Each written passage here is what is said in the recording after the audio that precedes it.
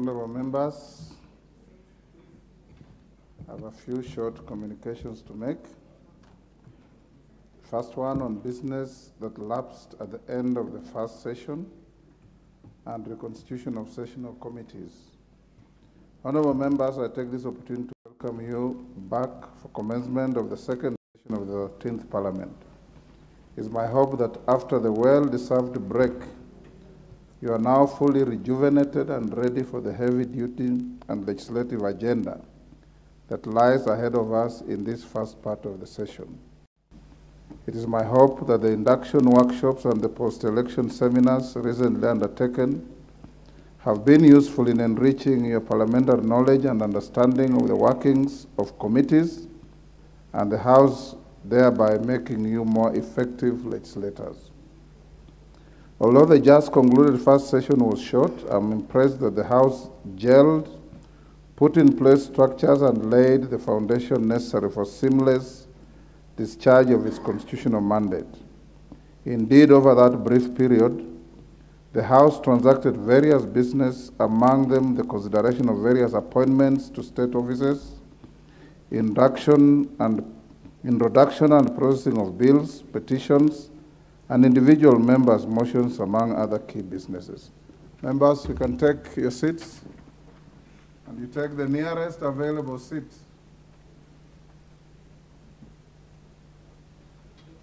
Mama Narok, the nearest available seat.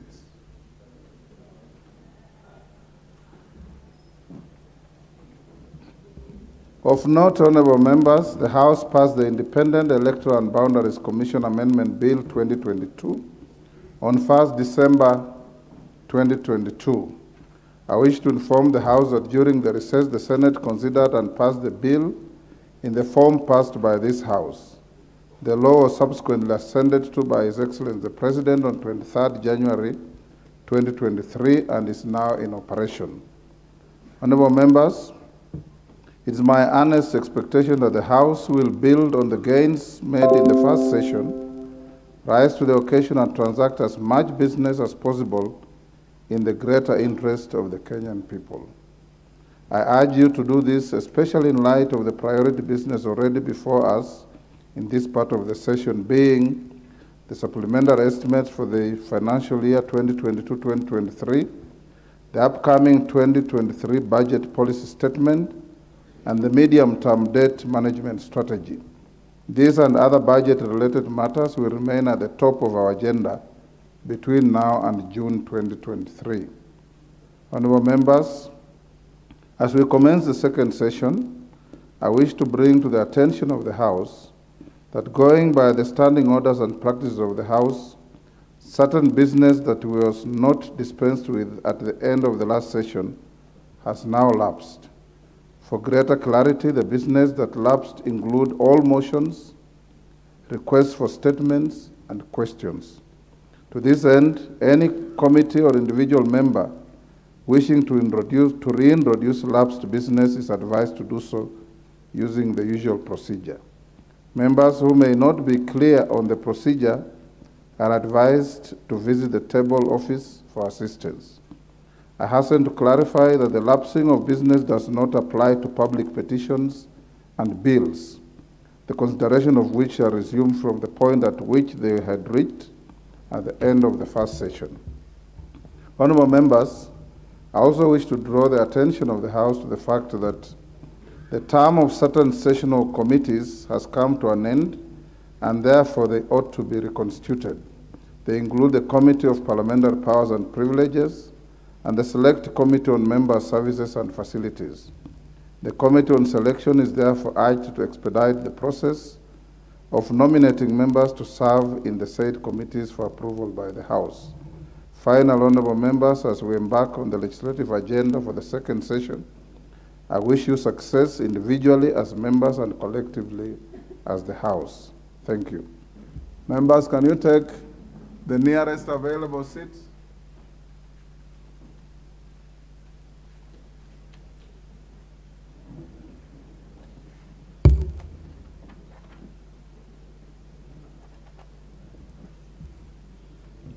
Honorable members, my next communication relates to guidance on the consideration of the special motion on the appointment of a Parliamentary Service Commissioner who is not a Member of Parliament.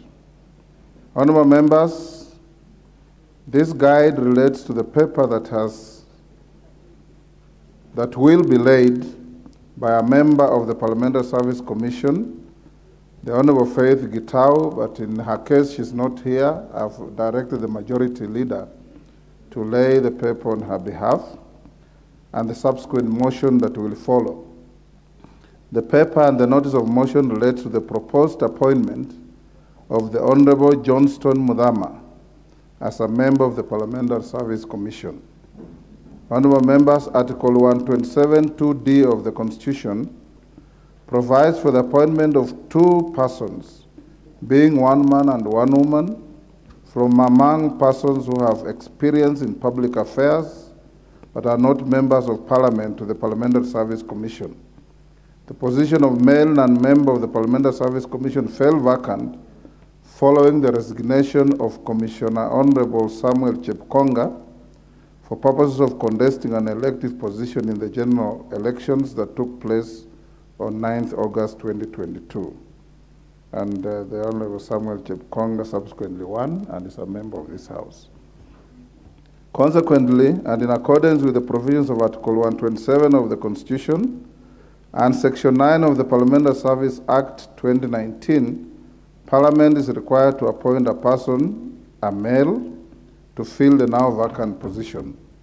Honourable members, it's worth noting that unlike the usual procedure for consideration of nominees to serve in other statutory and constitutional bodies, where parliamentary committees participate in the appointment processes by way of vetting and approval appointment, in the case of the Parliamentary Service Commission, the appointment is by Parliament itself.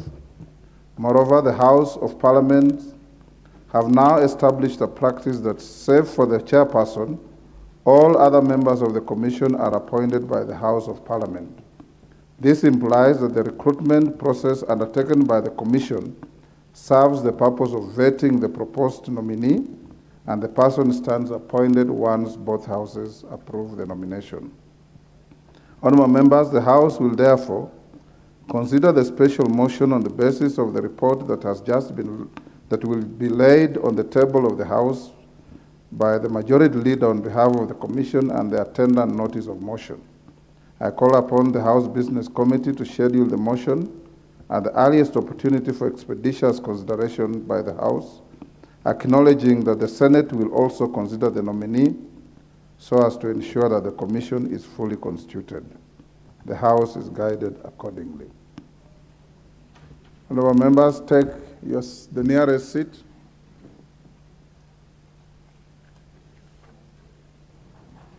Not yet. There's one more communication.